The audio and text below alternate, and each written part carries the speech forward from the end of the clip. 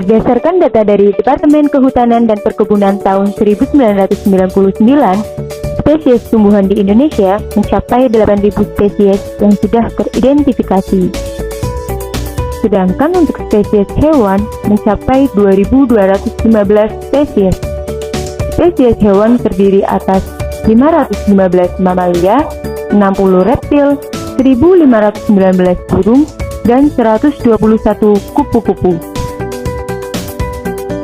Ternyata, untuk persebaran flora dan fauna di Indonesia dapat dibagi menjadi dua kelompok besar, yaitu kelompok Indo-Malayan dan kelompok Indo-Australian.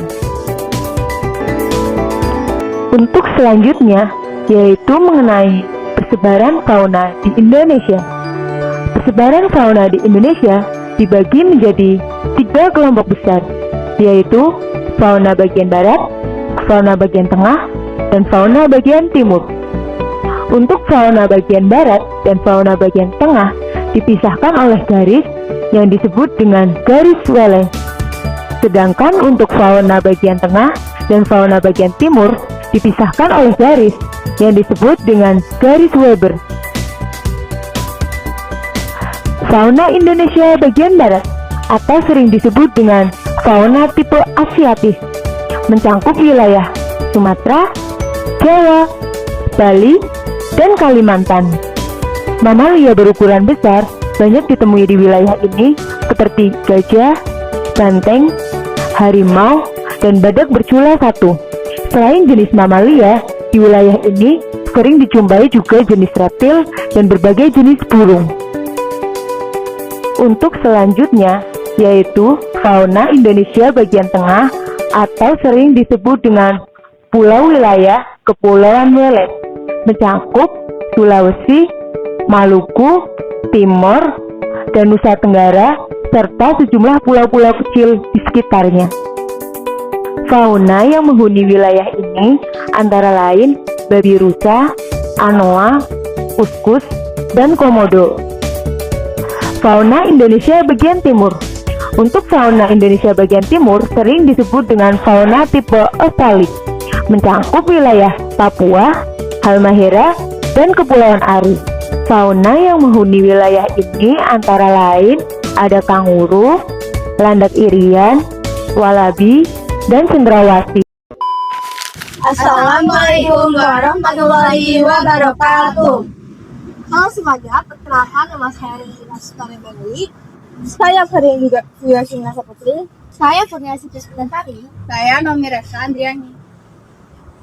Nah, setelah menyimak video dari sejarah terbitnya keragaman flora dan fauna tadi, kali ini kami akan mengajak kalian buat menjelajahi keanekaragaman flora dan fauna yang ada di lingkungan sekitar Semen. Tapi bukan cuma itu aja, kita juga bakal membahas tentang berbagai permasalahan yang ada tentang keberagaman flora dan fauna di sekitar lingkungan Semanda. Nah, jangan lama-lama lagi. Yuk! Kita langsung berpencar dan berjelajah.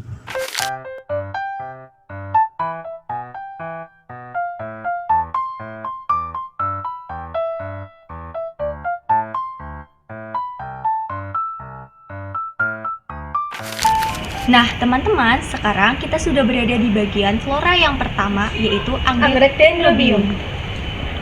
Nah, sebelum itu kita bakal menjelaskan tentang persebaran tanaman anggrek ini dan juga termasuk dalam kategori bioma apa. Anggrek dendrobium berasal dari wilayah Asia Tenggara dan Pasifik. Persebaran wilayahnya meliputi Indonesia, Malaysia, Filipina, Australia bagian utara. Nah, tanaman anggrek ini termasuk ke dalam bioma hutan hujan tropis karena memiliki kelembapan suhu udara yang tinggi serta sinar matahari yang cukup.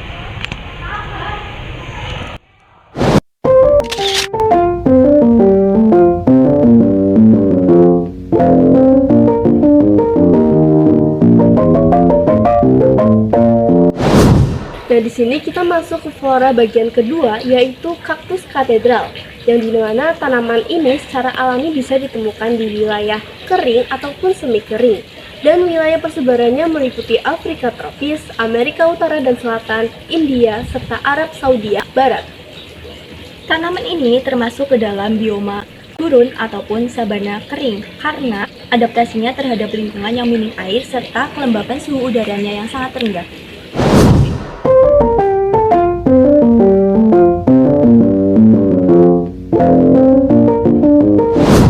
Untuk flora yang ketiga yaitu janda bolong. Di sini akan dijelaskan istilah ilmiahnya, persebaran wilayah tumbuh flora ini serta termasuk dalam kategori bioma apa. Janda bolong adalah nama populer untuk tanaman hias dari famili Ares dengan nama ilmiah Monstera adansoni atau dikenal juga sebagai tanaman keju Swiss yang populer karena daunnya yang berlubang alami. Wilayah persebaran. Tanaman janda bolong berasal dari Amerika Tengah dan Amerika Selatan, terutama di daerah tropis. Persebarannya meliputi Meksiko, Panama, Kolombia, Brasil. Termasuk dalam kategori bioma hutan hujan tropis karena tanaman ini hidup di tempat lembab dan teduh dan menyukai suhu hangat dan tanah yang gembur.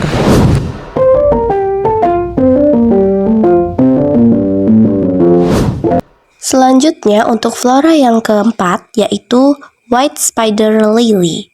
White Spider Lily adalah jenis tanaman hias dari genus Hymenocallis yang memiliki bunga putih berbentuk unik menyerupai laba-laba dengan kelopak panjang dan tipis.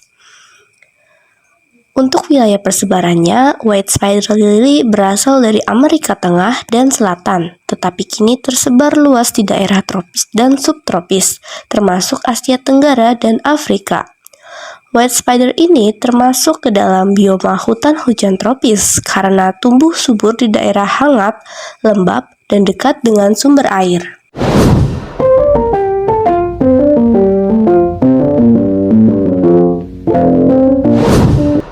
Nah, untuk flora yang kelima yaitu keladi wayang.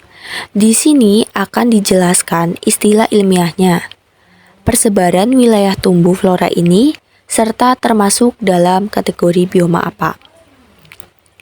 Keladi wayang adalah jenis tanaman hias dari genus Caladium yang memiliki corak dan warna daun unik menyerupai motif wayang, seperti kombinasi warna hijau, putih, krem, dan merah muda pada bagian daunnya. Tanaman keladi wayang berasal dari Amerika Selatan dan Amerika Tengah, namun kini telah tersebar luas dan banyak dibudidayakan di berbagai belahan dunia, termasuk Asia Tenggara yang meliputi Indonesia, Malaysia, Thailand. Keladi wayang termasuk dalam bioma hutan hujan tropis karena tumbuh subur di daerah yang hangat, lembab, dan memiliki curah hujan tinggi seperti Indonesia.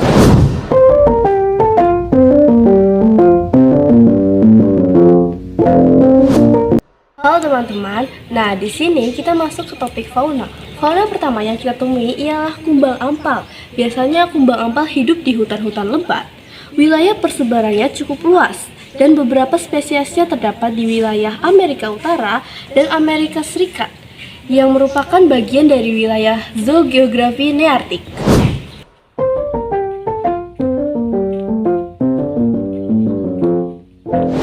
Di sini kita masuk ke fauna bagian kedua yaitu ikan koi. Ikan koi adalah spesies ikan air tawar yang biasanya dipelihara di kolam buatan karena keindahannya. Ikan koi berasal dari Asia Timur, Cina, lalu menyebar ke wilayah Asia Tenggara, Eropa, Australia melalui budidaya.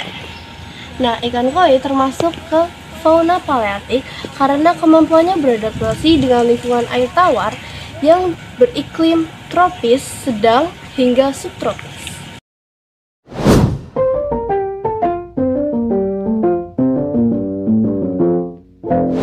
Nah, untuk fauna yang ketiga ini yaitu semut. Di sini akan dijelaskan tentang istilah nama ilmiahnya, persebaran wilayah tumbuh fauna ini, serta termasuk dalam persebaran fauna tipe apa.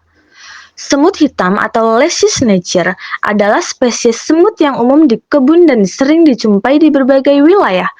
Persebaran wilayah semut hitam tersebar di seluruh dunia, terutama di Asia Tenggara, Afrika tropis, Amerika Selatan, Amerika Utara. Termasuk persebaran fauna tipe apa semut hitam, termasuk dalam fauna tipe oriental. Semut hitam banyak ditemukan di kawasan beriklim tropis dan lembab, seperti hutan hujan tropis, kebun, dan lingkungan sekolah di Indonesia.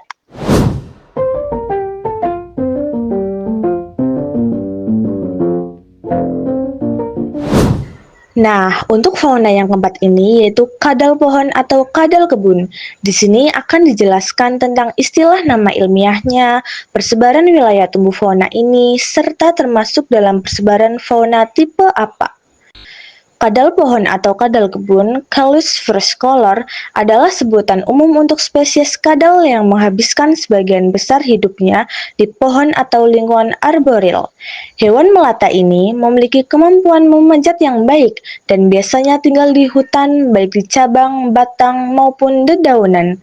Wilayah persebaran kadal jenis ini banyak tersebar di Asia Tenggara, India, Thailand, Malaysia, beberapa wilayah Afrika tropis. Termasuk fauna apa kadal pohon? Kadal pohon atau kadal kebun termasuk fauna persebaran oriental atau asiatis, karena banyak ditemukan di wilayah Asia Tenggara, termasuk Indonesia bagian barat.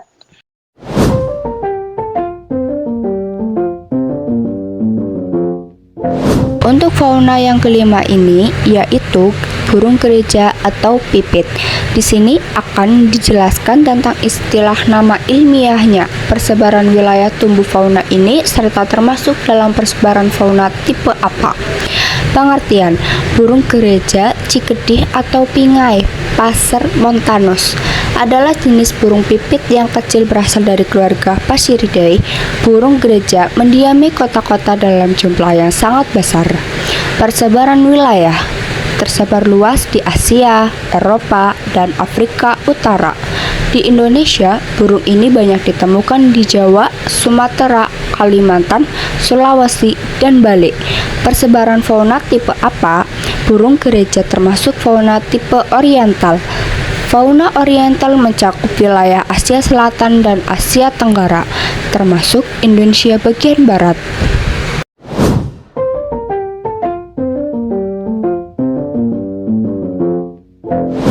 Selanjutnya, untuk fauna yang keenam yaitu yuyu sawah.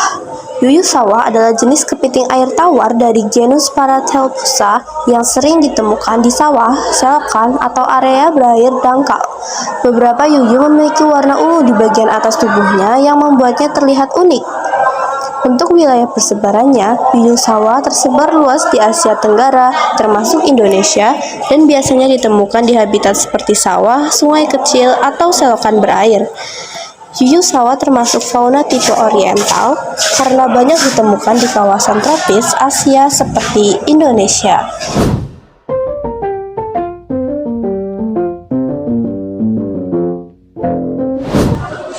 Nah, di sini kita akan membahas topik terkait pencemaran dari keragaman flora dan fauna yang terdapat di kolam empang di sekitar lingkungan Semanda. Kalian tahu nggak sih kenapa eceng gondok bisa saja tumbuh di kolam empang? Lalu bagaimana pengaruhnya terhadap ekosistem di bawah air? Dan mengapa eceng gondok berkembang biak dengan sangat cepat? Jadi, eceng gondok atau Eichhornia crassipes tumbuh subur di empang karena habitatnya cocok, yaitu air tawar yang tenang, kaya nutrisi terutama nitrogen dan fosfor, serta memiliki sinar matahari cukup. Eceng gondok juga dapat menghalangi sinar matahari masuk dalam air sehingga mengganggu fotosintesis tanaman air lainnya. Akibatnya, kadar oksigen menurun yang dapat menyebabkan kematian ikan dan organisme bawah air. Eceng gondok juga berkembang biak dengan sangat cepat melalui stolon atau batang merambat dan pembelahan vegetatif. Lingkungan kaya nutrisi dari limbah atau pupuk yang mengalir ke empang mempercepat pertumbuhannya. Nah, di sini akan dijelaskan untuk permasalahan ataupun pencemaran pada keberagaman flora maupun fauna yang kedua, yaitu pada tanaman layu. Disebabkan oleh faktor yang pertama, kekurangan air. Tanaman layu karena jarang disiram sehingga akar tidak mendapat cukup air untuk menompang daun dan batangnya. Yang kedua, kelebihan air. Terlalu sering disiram membuat tanah becek dan akar membusuk, akibatnya tanaman jadi lemas dan layu. Yang ketiga, panas matahari berlebihan. Suhu yang terlalu panas menyebabkan air di daun cepat menguap, membuat tanaman kekurangan cairan. Yang keempat, serangan hama atau penyakit. Hama dan jamur merusak akar atau batang, menghambat penyerapan air, dan membuat tanaman tampak kering serta layu.